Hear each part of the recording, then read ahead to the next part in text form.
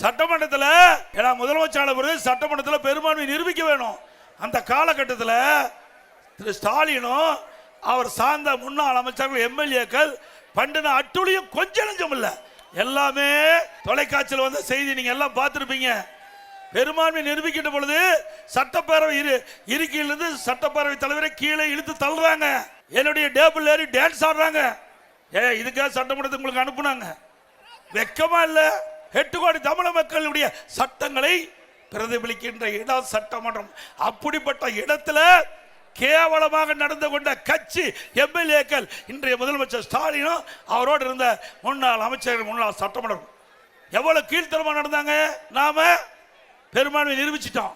பொறுக்க முடியாத ஸ்டாலின் சட்டை கிழிச்சுட்டா வீதியில போயிட்டு இருக்க, சட்டை கிழிச்சுக்கிட்டு பெரும்பான்மையை நிரூபிக்கின்ற பொழுது உங்களால தாங்க முடியல.